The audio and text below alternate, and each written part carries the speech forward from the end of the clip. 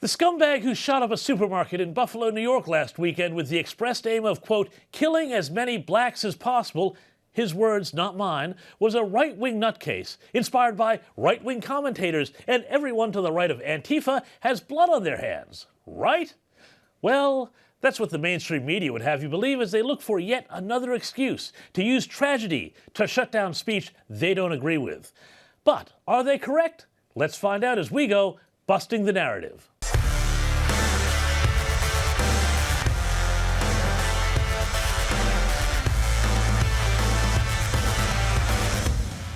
Last Saturday, there were absolutely horrific scenes in the small city of Buffalo in upstate New York when an 18-year-old man went on a rampage in a supermarket. The alleged, yes, we still have to say alleged, shooter, Peyton Gendron, targeted African Americans, killing 10.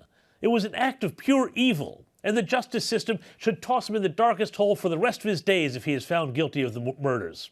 Now, I'm against the death penalty, but even if they decide to execute him by throwing him in a pit of crocodiles, you won't find me holding a prayer vigil outside to protest. Oh, but there's also this. The shooter left behind a 180-page manifesto, which naturally sent everyone, quite rightly, searching for clues as to what could have motivated such a barbaric crime. Now, stop me if you know where I'm going with this.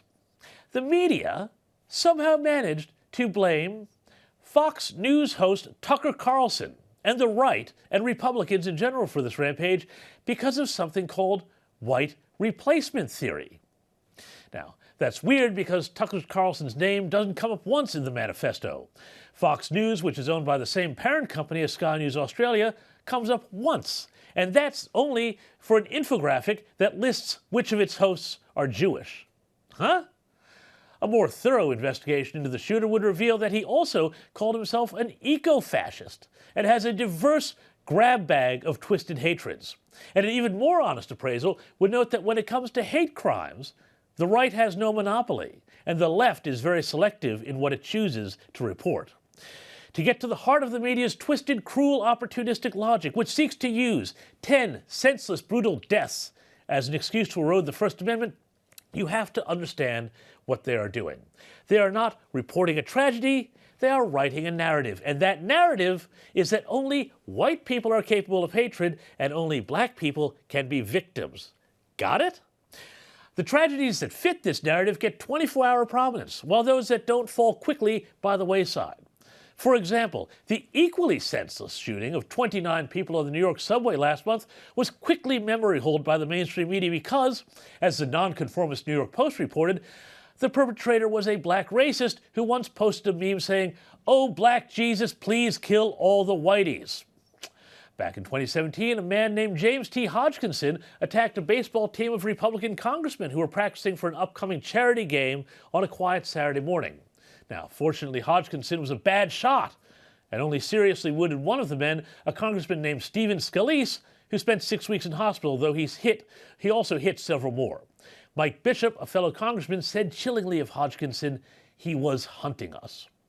It soon came out that Hodgkinson was a Bernie Sanders volunteer who consumed as much anti-Trump rhetoric as he could via the likes of MSNBC's Rachel Maddow, and that his online profile was all about hate directed at Republicans. Of course, no one from the right suggested that Maddow be taken off the air or that liberal messages on social media be censored lest they create a climate of hate. No, but the left, meanwhile, buried the story faster than you can say George Orwell. And on rare occasions, leftist organizations feel obliged to admit what is obvious to everyone else. The stridently left-wing Southern Poverty Law Center did just that 5 years ago when it reported on the, quote, return of the violent black nationalist. It cited the examples of Micah Xavier Johnson, who, quote, ambushed Dallas police officers during a peaceful protest against police brutality, killing 5 officers and wounding 9 others. The report went on to note that 10 days later, Gavin Eugene Long shot 6 officers, killing 3 in Baton Rouge, Louisiana. And it went on to say that both Johnson and Long were reportedly motivated by their strong dislike of law enforcement, grievances against perceived white dominance, and the recent fatal police shootings of unarmed black men under questionable circumstances. But what they didn't mention is that these same ideas are espoused and widely repeated by their friends in the mainstream media. Darrell Brooks was motivated by the same media-promoted hatred when he drove through a Christmas parade in Waukesha, Wisconsin last year, killing 6 and injuring 10 times as many. But the media, for the most part, dismissed it as an accident, a parade crash, even though it was very clearly a hate crime. This diluted and frankly sinister narrative is supported even by the White House. How come the president is visiting Buffalo after a senseless tragedy there, but he couldn't visit Waukesha after 6 were killed and 61 injured in an attack on a Christmas parade there? I mean, he's visited many communities. Buffalo, he's able to go tomorrow to Buffalo before the trip. That is something that was important for him to do. But he has visited many other communities. Buffalo's not the first community, sadly, that he has to go up to because of a violent attack. So what's the point of all this? Well, it's not to minimize one crime or talk up another. Instead, it's to acknowledge that evil exists on all sides, and so too do violent crazies. But the solution is not to use these evil acts to further your own narrative, lest you become complicit in them yourself.